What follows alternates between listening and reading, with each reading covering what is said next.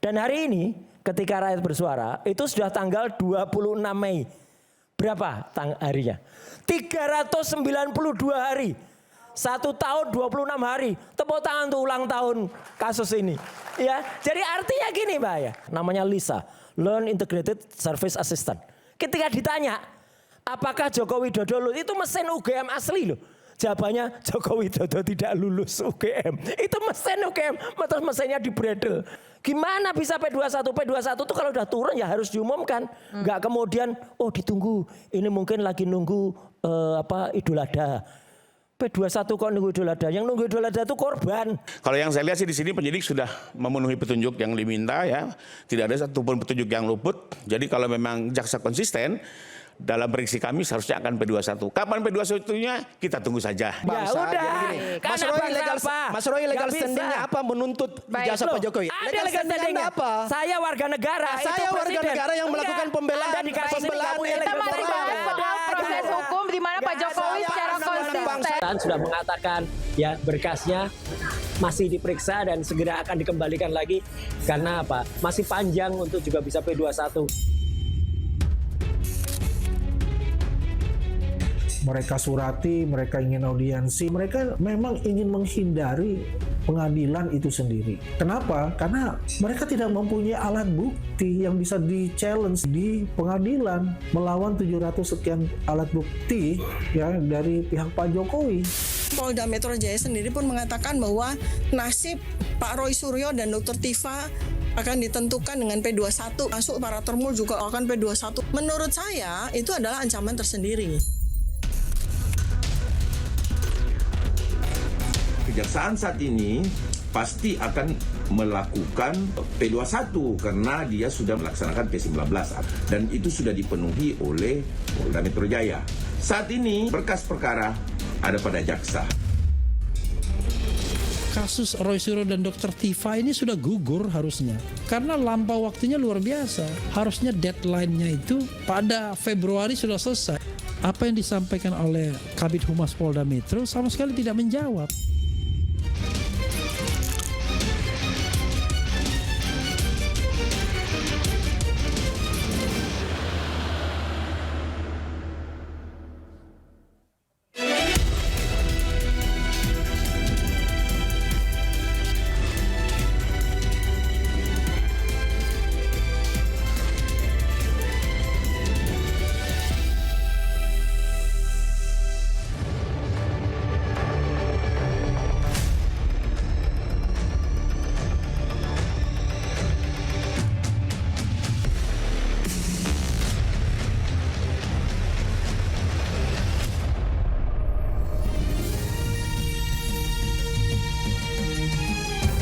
Disiarkan langsung dari studio MNC Conference Hall, iNews Tower, Jakarta. Inilah Rakyat Bersuara bersama Aya Nufus.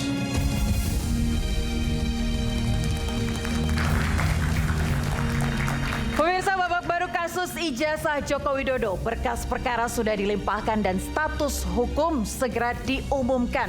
Sementara Roy CS mendesak audiensi dengan DPR dan minta kasus untuk di-stop. Mau dibawa kemana perkara Roy CS? Apakah selangkah menuju persidangan atau berhenti sebelum palu hakim diketuk? Masih bersama dengan saya Aya Nufus, inilah Rakyat Bersuara.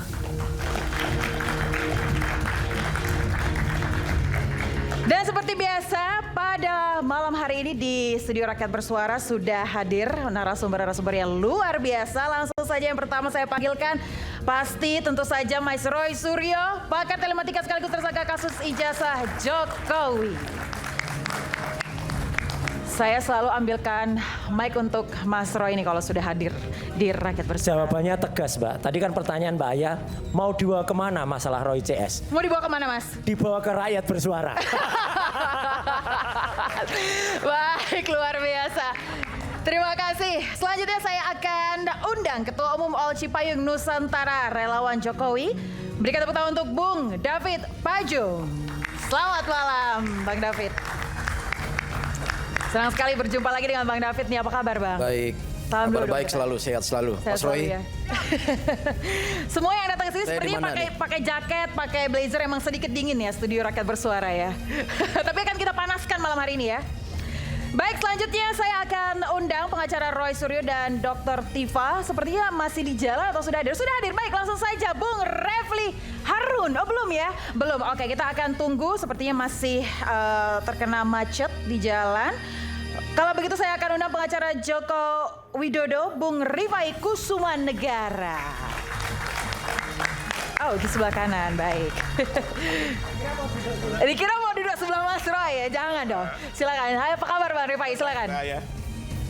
Baik, kita masih ada narasumber lainnya. Ini pengacara Roy Suryo CS yang selalu berapi-api ya. Langsung berikan tepuk tangan untuk Ahmad Kozinuddin.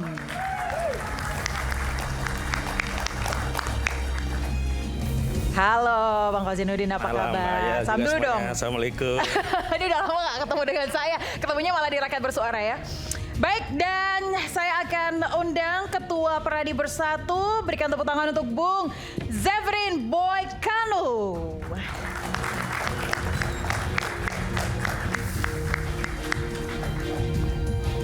Selamat malam, Bang Zev, silakan. Ya, Apa kabar? Baik. Baik ya, ini boleh saya salaman dulu nih, pertama kali bertemu dengan saya. Boleh silakan duduk, kita masih tunggu Bang Refli untuk hadir di studio Rakyat Bersuara. Tapi sebelumnya saya juga ingin memperkenalkan bersama mahasiswa di tengah-tengah. Mahasiswa semua di sini ada pakar hukum pidana Abdul Fikar Hajar. Selamat malam, Bapak, apa kabar? Bawaannya santai sekali pada malam hari ini ya. Ya, karena yang lain rapi-rapi. Karena yang lainnya udah rapi-rapi, Anda memilih untuk santai. Baik. Saya langsung saja ke Mas Roy. Mas, ini kan dari Polda Metro Jaya sudah menyelesaikan P19. Tapi Anda dan rekan-rekan masih yakin sekali bahwa P21 ini tidak akan terjadi. Kenapa sih, Mas? Ya sebenarnya bisa dilihat dari statement yang kemarin juga disampaikan oleh Kombes Budi. Namanya sih Pak Budi, tapi karena tulisannya pakai H jadi panggilannya Budi. Ya gitu. Nah kalau kita lihat kan nggak jelas statementnya, ya kan, kita tunggu saja dalam waktu dekat, ya kan. Dan bahkan Mbak Aya dan semua pemirsa Rakyat Bersuara kalau sudah siap, saya ingin tampilkan inilah perkara yang bisa masuk tidak hanya Museum Rekor Indonesia, tapi The Guinness Book of Record. Ya. Kenapa begitu? Karena waktunya panjang sekali. Jadi untuk sampai P21, coba kita lihat ya. Mohon bisa ditampilkan. Jadi Indonesia itu punya banyak kasus-kasus yang legend. Nah yang pertama adalah kasus yang kita tahu adalah kasus ketika waktu itu ada seorang jenderal polisi yang kemudian terlibat dalam ya kita tahulah kasusnya adalah kasus ketika dia awalnya adalah seorang apa itu jabatannya Pak Firly ini? Kok Firly? Sorry bukan Firly, apa? Ferdi Sambo. Oke. Ya gitu. Ya waktu itu ketika kasus LP dibuka itu tanggal 8 Juli tahun 2022 kalau mungkin bisa tampil. P21-nya Pak Ferdi Sambo itu meskipun itu kasus itu sangat heboh ya. Tanggal 28 September 2022 total waktu untuk P21 sebuah kasus yang sangat besar tuh Mbak Aya itu 72 hari. Ya. Nah, itu tapi menurut Anda itu cepat atau tidak? Ya itu wajar. Karena itu ada yang terbunuh kemudian rame. Kemudian ada kasus kedua yang ini juga luar biasa heboh di seluruh Indonesia. Kasus Jessica Wongso, kopi sianida.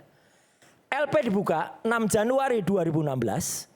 Kemudian P21-nya 25 Mei 2016 juga. Artinya dari 6 Januari sampai 25 Mei. Total waktunya 141 hari. Ini luar biasa panjang juga. Nah yang menarik. Karena kasusnya cukup rumit mungkin Mas Roy. Kasusnya rumit dan saya kebetulan juga sempat masuk juga ke dalam perkara itu ya. Menjadi salah satu ahli melawan Rismond. Rismond juga ikut. Tapi walaupun akhirnya sempat menjadi rekan. Iya, tapi waktu itu musuh dan sekarang musuh lagi.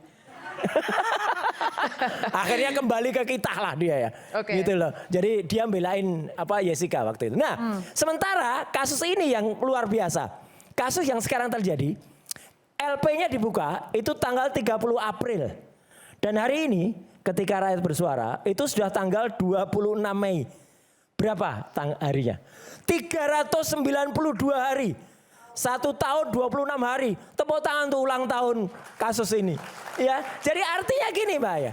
Ya, ini kasus ini memang tidak mungkin terjadi sangat panjang dan sangat berliku gini. Kalau apa? Kalau buktinya memang tidak kuat. Buktinya memang tidak ada. Kalau buktinya ada, cukup selembar ijazah. Itu kata rektor, Prof. Ova Emilia. It's a piece of paper. Hanya a piece of paper saja. Itu cukup 1 lembar. Itu bukti utama. Ngapain buktinya ada 709 bukti, 120 sekian saksi, kemudian ahlinya ada 25, tapi sampai sekarang nggak P21. Jadi memang kasusnya boncos dan ijazahnya 99,9% palsu. Tapi kan kalau Rektor UGM sudah mengatakan bahwa ijazahnya asli, Mas. Rektor UGM aja juga bilang Jokowi lulus itu kapan? Pertama bilang Oktober, kedua bilang November. Terus UGM punya 1 mesin yang kemarin didesain. Itu mesin komputer rancangannya insinyur-insinyur UGM dan teknis. Biayanya lumayan, namanya LISA, Learn Integrated Service Assistant. Ketika ditanya, apakah Joko Widodo lulus? Itu mesin UGM asli loh. Jawabannya Joko Widodo tidak lulus UGM. Itu mesin UGM, terus mesinnya dibredel, nggak bisa Padahal mesin itu tadinya untuk kado dies natalis UGM. Jadi artinya kalau jujur, ya kayak mesin Lisa itu. Bagaimana Anda memastikan bahwa sebenarnya ini adalah bentuk kehati-hatian dari Polda Metro Jaya? Kalau hati-hati, komputer mesinnya Lisa itu gimana bisa hati-hati? Dia sangat hati-hati sekali. Itu inputnya tuh hanya dari semua data-data pengajaran UGM. Dari tahun 49 sampai dengan sekarang. Bisa jawabannya tetap Jokowi nggak lulus kok. Bukan, maksud saya P21 itu dilakukan dengan cara berhati-hati gitu. Makanya prosesnya jadi lama. Dominus litis atau pengendali utama yang dominan untuk kasus itu adalah kejaksaan Mbak Aya. Jadi memang sekarang kejaksaan sendiri Mbak. Ketika kami berkunjung ke sana langsung ya kita minta data dari kejaksaan. Sudah ke sana ya? Sudah dan ya? itu resmi loh ya. Kami diterima dengan baik ya Mas? Diterima dengan baik, bersurat lewat pintu depan. Bukan kayak sebelah, katanya ada pengacara cewek yang tebak-tebak buah manggis. Gitu, bilang gitu, boleh dong. Gitu. Itu. Gimana maksudnya itu? Iya dia nebak-nebak saja. Dan dia mengatakan sudah P21. Gimana bisa P21? P21 itu kalau udah turun ya harus diumumkan. Enggak kemudian, oh ditunggu, ini mungkin lagi nunggu Idul Adha. P21 kok nunggu Idul Adha? Yang nunggu Idul Adha itu korban, ya, bukan P21 gitu loh. Ngapain juga P21 nunggu Idul Adha? Nunggu kesaktian Pancasila katanya. Roy sakti mana sama Pancasila? Oh, kan parah tuh. Kata-katanya loh juga gak terkontrol itu dari pihak termul-termul sana itu. Ya itu Mbak. Jadi artinya gini, kami tetap meyakini bahwa dengan adanya situasi seperti ini, kalau memang jujur, tadi Mbak Aya bilang jujur. Kalau memang jujur, ini nggak akan P21. Kalau P21 itu sudah melanggar aturan, karena baik KUHP lama maupun KUHP baru, itu ada batas aturannya. Itu banyak pakar hukum nanti yang bisa menjelaskan soal itu. Oke, terima kasih Mas Roy. Nggak akan P21. Oke, saya mau ke Bang Rifai dulu. Anda dari tadi sudah senyum-senyum saja nih Bang. Apakah Anda sudah dapat informasi ini bahwa sebenarnya akan P21 loh, jangan khawatir. Oke, kalau saya kebetulan sebagai kuasa pelapor tidak pernah mau mendahului, Pak. Jadi pertama yang kami ketahui bahwa petunjuk sudah dipenuhi oleh penyidik. Kami tahu betul karena kami juga membantu pemenuhan, baik menambahkan saksi, memperdalam saksi, menyerahkan bukti-bukti surat sesuai dengan petunjuk-petunjuk. Dan kami lihat penyidik sudah melengkapi seluruh petunjuk yang memang cukup banyak dan sudah diserahkan.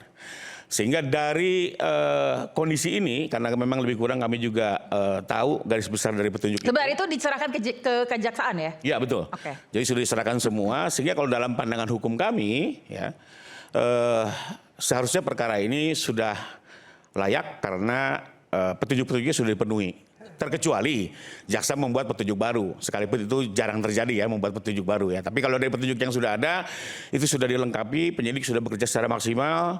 Memang kemarin agak sempat tersendat karena kembali lagi ada beberapa perkara yang di RG sehingga harus perlu dikeluarkan, perlu disesuaikan berkas-berkasnya. Mudah-mudahan. Sebentar, berarti dengan adanya RJ ini menghambat proses juga ya? bukan menghambat, tapi paling tidak membutuhkan waktu lebih karena perlu ada adjustment ya. Ya ini konsekuensi karena bagaimanapun Pak Jokowi kan sudah memberikan kesempatan RG, jadi kita mengikuti. Dan kalau yang saya lihat sih di sini penyidik sudah memenuhi petunjuk yang diminta ya, tidak ada satupun petunjuk yang luput. Jadi kalau memang jaksa konsisten dalam prediksi kami seharusnya akan P21. Kapan P21-nya? Kita tunggu saja, jangan terburu-buru. Kita tunggu pengumuman resmi dari pihak kejaksaan ataupun pihak penyidik. Nah itu terkait dengan perkara. Mudah-mudahan prediksi saya ini tidak jauh berbeda seperti prediksi saya waktu melihat gugatan CLS di Solo dan gugatan JR di MK ya. Apa prediksinya waktu itu, Bang? Ya, waktu itu kan prediksi saya, prediksi hukum ya. Jadi bukan tebak-tebak, pandangan hukum.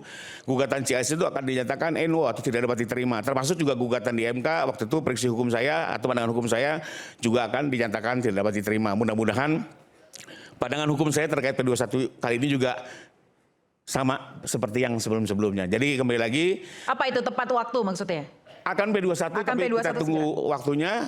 Saya tidak mau mendahului ya, karena bagaimanapun ini kan pekerjaan dari masing-masing penyidik dan penuntut umum. Kita harus hargai, mereka punya kewenangan untuk menilai. Karena setelah P21, jaksa akan mengambil alih perkara ini untuk membawa ke persidangan. Dan seluruh kepentingan Pak Jokowi akan dipresentasikan oleh pihak jaksa dalam persidangan nanti. Jadi kalau saya tidak mau terburu-buru, kita hormati proses yang berlangsung, sekalipun prediksi hukum saya ini akan P21, tinggal tunggu waktunya. Demikian. Berarti kalau dari pihak Pak Jokowi ingin segera P21 tidak? Ya tentunya, karena kembali lagi, ini kan perkara juga sudah cukup lama. Tadi saya komentari sedikit, Pak Roy bilang, ini perkara good of record, menurut saya enggak ya. Jadi perlu dibedakan, Pak Roy. Kalau yang kasus Sambo, Jessica itu kejahatan kemanusiaan. Itu di kepolisian sudah ada SOP-nya. Kalau kejahatan kemanusiaan itu memang harus cepat. Ini juga kejahatan kemanusiaan. Kedua, itu terkait dengan penahanan. Dalam penahanan memang akhirnya pekerjaannya harus cepat. Sedangkan dalam perkara ini kan tidak ada kaitannya dengan kejahatan kemanusiaan ya, dan kedua tidak ada penahanan kecuali Pak Roy minta ditahan, akan cepat ini ya. Tapi karena tidak ditahan mungkin sama-sama pengacara tahu lah. Jadi dia punya waktu untuk menyelesaikan ini sesuai dengan ritme perkara. Kita juga harus tahu bahwa Polda juga tidak hanya menangani perkara ini, banyak sekali yang mereka tangani, Mbak. Apalagi unit ini. Tapi kan ada tenggat waktunya, Bang Rifai. Kalau menurut Anda itu seperti apa? Soal tenggat waktu sudah berkali-kali saya jelaskan baik di sini di TV-TV lain. Soal 14 hari pembunuhan petunjuk itu hanya sekedar pasal timeline. Enggak lah. Ya. Dan tidak pernah, boleh tanya semua pengacara, Bang Hosinuddin bisa jelaskan, tidak pernah ada terjadi perkara dihentikan gara-gara polisi tidak memenuhi petunjuk dalam waktu 14 hari. Ya. Kebetulan saya sudah 30 tahun Mbak di profesi ini, belum pernah saya mendengar ada satu perkara di Polsek, di Polres manapun dihentikan gara-gara polisi tidak memenuhi petunjuk dalam waktu 14 hari. Kenapa? Karena memang tidak disyaratkan seperti itu dalam pasalnya. Hanya sekedar timeline, sementara ada pasal-pasal lain misalnya yang menyebabkan batal, misalnya kalau dakwaan ya. Identitas tidak lengkap, itu pasalnya bilang itu batal demi hukum. Tapi kalau soal timeline ini tidak memiliki dampak hukum dan dalam praktek pun belum pernah ada. Silakan aja kalau ada, tapi saya sih selama ini dan boleh tanya seluruh kepolisian di Indonesia deh, belum pernah ada perkara dihentikan hanya gara-gara polisi tidak memenuhi petunjuk 14 hari. Itu mungkin yang bisa. Tapi ada yang menarik Mbak Aya. Apa? Kabarnya meskipun nggak ada yang dari sono, itu makanya kita tanya benar nggak itu isu itu? Katanya Jokowi marah-marah sampai gebrak meja. Gitu. Katanya dijanjikan oleh penyidik waktu itu 3 bulan 4 bulan Pak, ini sudah setahun gitu katanya. Nah itu benar nggak? Gitu? Kok bisa digebrak-gebrak, kok bisa penyidik dipaksa-paksa tuh gimana gitu loh? Itu. Apakah sepertinya tidak begitu karakter Pak Jokowi? Oke, jadi gini, mengenai saya ikuti juga di sosial media, ada katanya teman-teman relawan datang dan katanya ada isu seperti itu. Tapi kembali lagi, saya tidak mau komentar itu karena saya tidak hadir. Cuma 3 minggu lalu saya bertemu Pak Jokowi ya, mendiskusikan masalah ini, termasuk juga membahas seandainya ini perkara P21 untuk persiapan sidang. Pak Jokowi tidak menunjukkan ingin cepat-cepat ya, hanya Pak Jokowi bilang kemungkinan kapan sidangnya, berarti saya harus ada waktu ke Jakarta mempersiapkan diri. Ya Pak, nanti biasanya 7 hari sebelum kita dapat informasi. Karena biasanya dalam persidangan itu setelah putusan selak kalau tidak ada eksepsi, maka pertama kali yang didengar adalah korban. Jadi ini sidang kalau bergulir nanti di PN Jakarta Selatan, yang pertama kali diperiksa itu adalah Pak Jokowi sebagai korban. Itu biasanya. Ini sepertinya konsisten ya, bahwa memang Pak Jokowi itu siap untuk hadir di persidangan ya. Oh tentu. Dan bahkan waktu itu kita ingatkan lagi, beliau akan sudah komit di depan publik akan menyerahkan menunjukkan ijazah SD, SMP, SMA. Termasuk S1 yang sudah dalam penyitaan, beliau bilang komit akan dibawa gitu ya. Nah jadi kembali lagi kalau soal katanya ada gebrak-gebrak meja, saya nggak paham juga ya. Sekalipun ini yang perlu saya sampaikan, memang selama 1 tahun perkara ini berjalan, ada juga waktu itu lebih kurang di bulan ke-6 ya, kekecewaan dari keluarga Pak Jokowi. Keluarga. Ya, kecewanya kenapa? Karena biasanya tuh kalau sudah kita LP, kita tuh berharap para tersangka ini mau cool down. Ini yang terjadi malah makin heboh, makin intens dan makin hot. Hampir tiap hari Pak Roy CS terus memfitnah, menghina Pak Jokowi di berbagai televisi dan sosial media. Di sini keluarga malah waktu itu sempat kecewa, kok begini gitu ya. Bukannya kita ini udah betul-betul nama baiknya merasa dikoyak, tapi kok dibiarkan terus bisa berlangsung di setiap TV. Saya bilang ya pertama, dari segi hukum, kalau saya pinang pandangan hukum, kalau memang keberatan ya bisa saja sih terhadap perbuatan-perbuatan berikutnya dilakukan LP kembali. Sekalipun LP yang pertama pun belum selesai kan gitu ya. LP pertama ini kan 31 objek ya. Jadi kalau boleh hitung nih setahun nih, kalau boleh bilang mungkin udah ratusan kali kalimat-kalimat fitnahan dan hinaan ini terus dilancarkan, dan wajar kalau pihak keluarga kecewa ya. Nah, tapi di sisi lain saya bilang secara hukum, kalau memang mau mempersoalkan bisa buat LP, atau memang perbuatan berulang ini di dalam KUHP bisa menjadi alasan penahanan ya, karena penahanan itu selain merusak barang bukti, melarikan diri, ketiga mengulangi tindak pidana. Soal mengulangi menurut saya kan semua orang tahu ya, masyarakat juga tahu, hampir tiap hari Pak Roy bicara palsu dengan segala macam versinya ya. Buat Pak Roy mungkin itu ketawa dan lucu, tapi buat keluarga korban bagaimanapun juga sakit. Sebagai orang yang betul-betul merasakan dia berkuliah dengan benar, mendapatkan ijazah dengan benar ya, tapi terus dibangun terus narasi-narasi seperti itu. Nah, tapi kembali lagi saya bilang soal penahanan ini kewenangan penyidik, jaksa dan hakim. Bukan kewenangan dan kepentingan korban. Itu semua lebih kepada kepentingan penyidikan, bahwa ini memenuhi persyaratan atau alasan, yaitu faktanya. Tapi kembali lagi kita tidak intervensi, kita kembalikan kepada penegak hukum terkait. Jadi kembali lagi fix, kalau dari Pak Jokowi 3 minggu terakhir tidak ada kalimat untuk minta cepat atau segala macam, tapi beliau lebih kepada preparation untuk menghadapi persidangan. Baik, jadi tetap dikembalikan ke penegak hukum ya. Kalau saya memang lebih menghormati dan lebih percaya kuasa hukum asli Pak Jokowi. Ya, karena Pak Rifai, kemudian putranya Pak Oto, ya, kemudian Prof Firmanto, itu memang dapat surat kuasa khusus. Memang yang ngedarkan hoax Jokowi gebrak meja itu orang-orang yang nggak punya legal standing, yang ngakunya tim hukum Jokowi. Anda dengarnya dari mana, Mas Roy? Itu bikin podcast. Ada podcast suaranya C. Suhadi, ya, yang sama si Irjan itu. Itu jelas banget dikatakan, gitu, dia bilang gitu. Itu gebrak. Mereka itu nggak punya legal standing, belain Jokowi. Itu yang bikin heboh sebenarnya, Mbak. Kalau mereka tuh diem aja, cep aja gitu. Udah nggak usah banyak ngomong lah. Biarkan lawyer aslinya Pak Jokowi ini yang bicara. Kita juga nggak terlalu banyak bicara. Karena mereka itu yang nggak punya legal standing itu saling berceloteh di sosial media, ngomong aja. Padahal sekali lagi nggak punya legal standing. Orang-orang yang ngaku tim hukum, tim merah putih, tim putih merah, tim hitam kelam, tim apa gitu ya, itu nggak ada. Mungkin maksudnya adalah membantu. Coba saya tanya ke Bang David, Bang. Menurut apa yang disampaikan Mas Roy itu, seperti apa tanggapan Anda? Udah punya lawyer hebat dibantu. Saya gini, pertama tadi ya soal berlarut-larutnya masalah ini atau kasus ini kan. Yang pertama saya bilang ini sebenarnya sudah anti klimaks sebenarnya ketika Rismond sudah melakukan permohonan maaf ya. Di dalam permohonan maaf Rismond itu Rismond mengakui bahwa dia melakukan kesalahan, satu. Yang kedua menyadari bahwa memang ijazah Pak Jokowi itu tidak sebagaimana opini yang dibangun oleh teman-teman dia. Nah, yang kedua saya bilang dengan segala macam proses yang sudah dilakukan oleh tim Mas Roy ya, selama ini misalnya tadi sudah disinggung juga oleh Pak Rifai, CLS 2 kali ya di Solo, kemudian ke MK ditolak juga kan. Kemudian sudah ke ini lagi Mbak, ini nggak punya legal standing juga dia. Ya, tunggu Mas. Ke DPR RI juga sudah ke Komnas HAM juga ya. Semua lembaga-lembaga sudah dikunjungi, tapi tidak satu pun hasilnya sesuai harapan tim Mas Roy. Satu. Kemudian yang begini, kalau ini berlarut, memang ada indikasi Mbak Aya, ada indikasi besar bahwa memang kasus ini murni kasus skenario politik di belakang layar ya, yang dimana Mas Roy ini adalah wayang-wayang yang memainkan peran-peran dengan sebuah target politik jangka panjang, khususnya kontestasi 2029. Lagi-lagi muncul berarti ada aktornya dong Bang? Ada aktornya, clear aktornya ada ya. kemarin ya yang Prediksi warung dipersoalkan kopi yang ngaco ini, Mbak. pernyataan Rismond itu lalu kemudian menimbulkan reaksi 1-2 orang yang merasa wah ini kok kenapa saya dituduh gitu kan. Nah, jadi itu sebenarnya baru test the water ya. Rismond yang dikatakan itu produk AI, ya oke lah mau produk asli, produk kayak kita nggak ini. Tapi ada yang bereaksi kan, panas dengan pernyataan itu. Ada yang mendalangi, ada yang menyiapkan dana.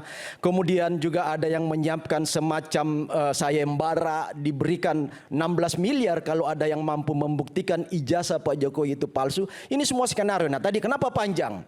Panjangnya ini sebenarnya penyidik semua sudah melakukan proses secara sangat profesional di Polda ya, di kepolisian. Nah sekarang emang bolanya ini ada di jaksa ya. Nah makanya kita juga mengharap supaya ada kepastian hukum, karena salah satu asas hukum itu adalah asas kepastian.